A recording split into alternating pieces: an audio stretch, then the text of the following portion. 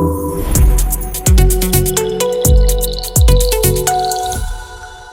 વિદ્યાર્થી મિત્રો, આપણી યુટ્યુબ ચેનલ જી એકેડમીમાં બધા મિત્રોનું સ્વાગત કરીએ છીએ। આજનો ખાસ વિડીયો કેના માટે છે તો કે ડિપ્લોમા ઇલેક્ટ્રિકલ એન્જિનિયરિંગ સેમેસ્ટર 2 ની જીટીયુ એક્ઝામ નજીક આવી રહી છે, તો એના માટે મોસ્ટ આઈએમપી ક્વેશ્ચન જીટીયુ એક્ઝામના એના માટેની વાત કરી છે। એમાં સબ્જેક્ટ કયો છે? ફંડામેન્ટલ ઓફ ડિજિટલ ઇલેક્ટ્રોનિક, જેનો સબ્જેક્ટ કોડ શું છે? DI020000161।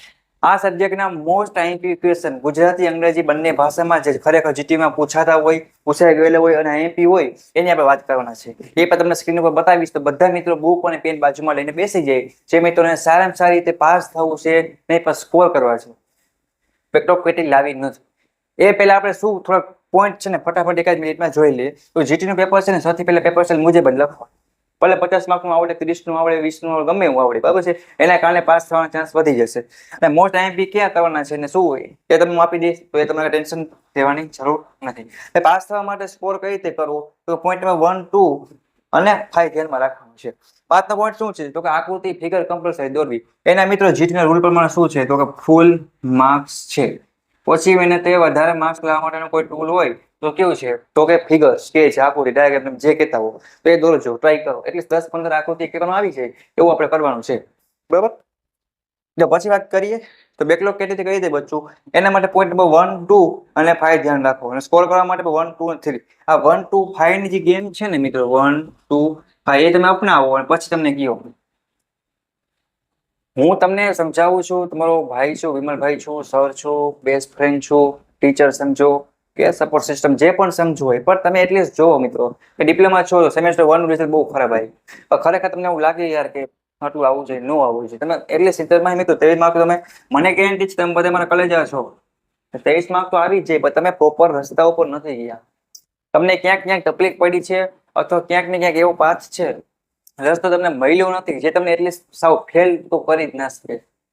તો મારું એવું કહેવાનું છે કે બધા મિત્રો પાસ તો થઈ શકે, એટલે એ કઈ ટેન્શન નથી લેવાનું। સેમેસ્ટર 1 માં જે થયું હોય, કદાચ કોઈ ફેલ થયા હોય અને તૈયારી કરવી હોય તો આપણી યુટ્યુબ ચેનલ ગુજરાત એન્જિનિયરિંગ એકેડમીની પ્લેલિસ્ટમાં ઇલેક્ટ્રિકલ સેમ 1 ની પ્લેલિસ્ટ છે, એમાં જઈને બધા સબ્જેક્ટની તૈયારી કરી શકો તમે, જેમાં બેકલોગ કેટલી છે ને, બરાબર છે? અને ડિસિપ્લિનના મિત્રો હશે એનું કાંઈક ને કાંઈક હશે જ। પણ હવે સેમ 1 માં જે થયું એ થયું, સેમ 2 માં આપણે ફેલ થવું નથી। મારું મિશન છે, mission Gujarat sem 2 GTU exam pass. હું આઈએમપી આપીશ, એમાંથી પાસ થયું તો આરામથી નીકળશે, નહીં પણ સ્કોર નું થઈ જશે, 30, 40, 50 માર્ક રોકાઈ થઈ જશે, અને આ પોઈન્ટ ધ્યાનમાં રાખો ને તો।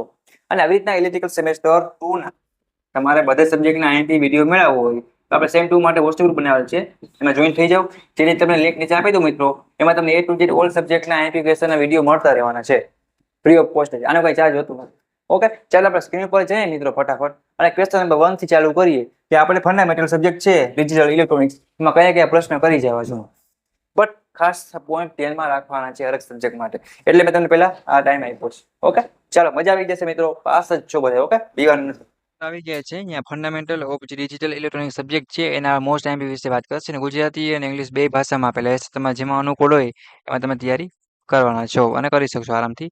તો પહેલા તમને એક મેથેમેટિક ટાઈપ દાખલા ટાઈપ આપ્યો છે, જે તમારે ગણવાનો થાય, જેમ કન્વર્ટ કરવાના છે, જે નંબર આપ્યા છે ટુ બાઇનરીમાં, અને ડેસિમલ કન્વર્ટ ટુ બાઇનરી, બરાબર છે?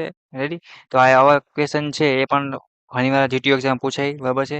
તો આપણે તમારે આવા ટાઈપના રેડી કરી નાખવાના। જો એકાદ બે ગણેલા હશે તો તમે બીજો કોઈ બદલાવીને પૂછાય તો તમે આરામથી કરી શકશો। ગુજરાતીમાં પણ આપેલ છે, તો જે તમને અનુકૂળ હોય લેંગ્વેજમાં કરી શકશો। પછી અહીંયા આ જ આંકડાને ફેરવવાના છે, ઓક્ટલ મીન્સ કે શું છે, 2 ઓક્ટલ એન 2 બાઇનરીમાં, પછી કન્વર્ટ તમારે કરવાના છે આ બેયને આવી રીતના। ત્રીજા પ્રશ્નની વાત કરીએ તો 5 મીન્સ કે 772 ના 10s અને 9s પૂરક શોધવાના છે, ફાઇન્ડ આઉટ કરવાનું છે। પછી આવા પ્રશ્ન હશે તો આ ચેપ્ટરમાં તમારે મીન્સ કે આ સબ્જેક્ટમાં ખાસ ધ્યાન રાખવી પડશે કે મેથેમેટિક્સ ટાઈપ થોડુંક વધારે છે, ગણતરી વગેરે એવી રીતના। તો ચોથો પ્રશ્ન છે, 1 ની પૂરક અને 2 ની પૂરક યોગ્ય ઉદાહરણો મીન્સ કે આપીને સમજાવો, સાંસનો ઉપયોગ કરીને બાદબાકી તમારે બતાવવાની છે, બરાબર છે? તો ગુજરાતીમાં ન સમજાય તો ઇંગ્લિશમાં કરી લેવાનું, બરાબર છે? પછી પ્રશ્ન નંબર 5 ની વાત કરીએ, તેમાં થિયરીનો પ્રશ્ન છે, ગ્રે કોડ છે ને એ તમારે સમજાવવાનો છે, એક્સપ્લેન ધ ગ્રે કોડ, આકૃતિ જ્યાં જ્યાં આવે અહીંયા ખાસ દોરજો। નેક્સ્ટ પ્રશ્ન છે, એક્સપ્લેન ઓલ લોજિક ગેટ, બરાબર છે? આવો પ્રશ્ન પણ ઘણી વાર જીટીયુમાં પૂછાઈ ગયેલ છે, તો આ પણ ખાસ એક કરી નાખજો, બરાબર છે? ANOR ને યુનિવર્સલ ગેટ તરીકે સમજાવવાનું છે, આવા પ્રશ્ન પણ પૂછાય જીટીયુમાં, તો આ ખાસ, અને આ ગેટ પણ તમારે ખાસ યુનિવર્સલ ગેટ તરીકે NAND કરી નાખવાનો રહેશે। હવે ડી મોર્ગનનો સિદ્ધાંત છે ને આપણા જીટીયુમાં પૂછાય. બરાબર છે? તો આ પણ ખાસ પ્રશ્ન છે એ તૈયાર કરીને જવાનો રહેશે. પછી વાત કરીએ ડિફાઇન મીન્સ કે વ્યાખ્યા આપવાની છે મહત્તમ મુદત, લઘુત્તમ મુદત, ઉત્પાદન મુદત અને સમ મુદત વ્યાખ્યા. એટલે શું કહે મેક્સ ટર્મ, મિનિમમ કે બધા product term and sum term. બરાબર છે? આ બધી વ્યાખ્યા પૂછાતી હોય ઘણી વાર તો જોઈ લેજો. થ્રી ચલ માટે કે નો નકશો દોરવાનો છે. મેં ડ્રો કે મેપ ફોર થ્રી વેરિયેબલ્સ માટે. આ પણ સવિસ્તર જીટીમાં પૂછાય તો ખાસ એક તમારે તૈયાર કરી નાખવાનો રહેશે. પ્રશ્ન નંબર 11. પછી વાત કરીએ તેના સત્ય કોષ્ટક સાથે હાફ એડર સર્કિટ છે એ તમારે તૈયાર કરવાની છે. પછી વાત કરીએ બાઇનરી છે જે 4 બીટ સમાંતર એડર સર્કિટ દોરો અને તમારે સમજાવવાની રહેશે.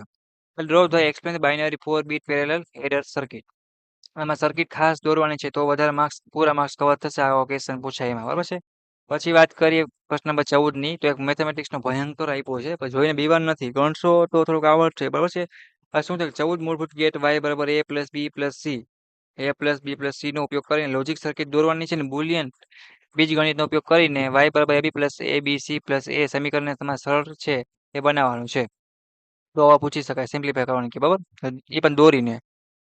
તો પછી વાત કરીએ પ્રશ્ન નંબર 16 નો તો અડધા બાદબાકીને તેના બ્લોક ડાયાગ્રામ થી સમજાવો અને બે અડધા બાદબાકીનો ઉપયોગ કરીને પૂર્ણ બાદબાકીનું લોજિક સર્કિટ છે એ દોરવાનું છે. જો અમુક પ્રશ્ન આવા છે ગુજરાતીમાં છે એ નહીં સમજાય તેમાં તમને ઇંગ્લિશ ચેલા પડશે.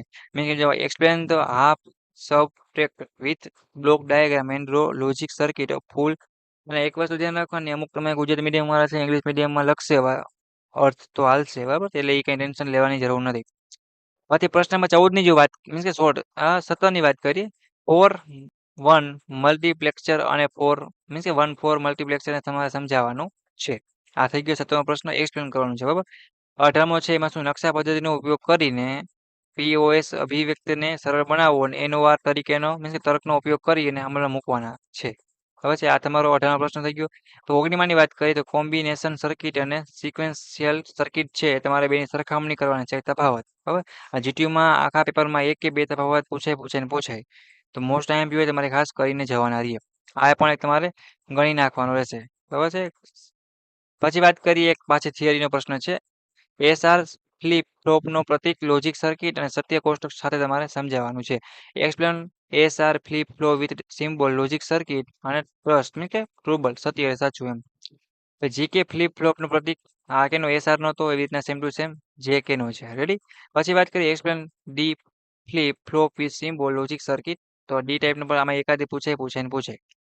તો 24ના પ્રશ્ન મિત્રો જો વાત કરીએ તો લોજિક સર્કિટ અને સત્ય કોષ્ટક સાથે ટી ફ્લિપ સમજાવવાની છે. ટી ડી ને બધા છે એકાદ બે કરીને જશો એટલે તમારે 5-6 માર્ક તો આરામથી કવર થઈ જશે. અને ટાઈમ મળે તો જીટીયુનું પેપર છે એ પણ બધા મિત્રોને જોવાનું છે અને બને તો સોલ્વ કરી નાખજો. પ્લસ આપણે આપેલા આઈએમપી ટ્રિક સાથે અપનાવવાની છે, વાંચવાના છે અને જીટીયુમાં પેપર કેમ લખો એ તમને સમજાયું ફિગર વગેરે એ પણ ખાસ તમારે કરજો એટલે આરામથી પાસ થઈ જશો. જો ટેકનિકલ સબ્જેક્ટ છે ઇલેક્ટ્રિકલ માટેનો તો ધ્યાન દેવું પડશે એમને ભેગું થશે નહીં.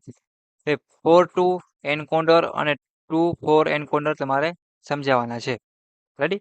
બીસીડી તથા 7 સેગમેન્ટ તમારે સમજાવવાના રહેશે. જીકે માસ્ટર સ્લેવ મીન્સ કે સ્લીપ ફ્લો ડાયાગ્રામ સાથે તમારે સમજાવવાના રહેશે. બરાબર છે?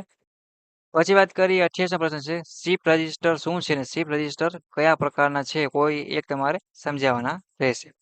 કે મેપ શું છે કે મેપના પ્રકાર છે એ તમારે સમજાવવાના છે. આ પ્રશ્નમાં ખાસ કરીને જવાના છે. ઘણીવાર જીટીમાં પૂછાય છે. મલ્ટીપ્લેક્સરનો પણ એક પ્રશ્ન હોય છે તો ખાસ એક જોઈ લેજો ને પ્રકાર વગેરે શું કાંઈ છે ક્યાં કામ આવી રહ્યું છે.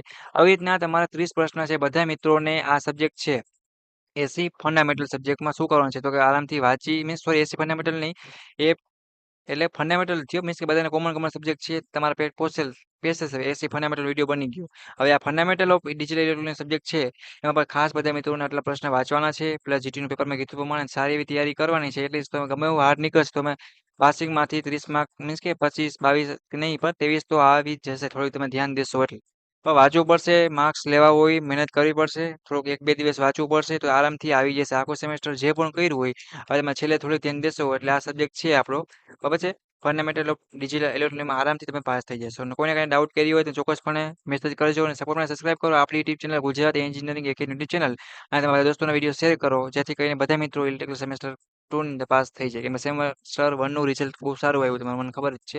પણ સેમ 2માં એવું નથી કરવાનું. બરાબર છે? પાસ થવાનું છે. કોઈને કંઈ ન સમજાય કે પૂછવું હોય, ડાઉટ ક્વેરી હોય તો ચોક્કસપણે કોમેન્ટ કરજો. અહીંયા મારી ટીમ એક્ટિવ હશે, તમને ડાયરેક્ટ રિપ્લાય આપી દેશે. Thank you for watching Gujarati engineering academy YouTube channel અને G2 એક્ઝામના બધા જ મિત્રોને ઓલ ધ બેસ્ટ.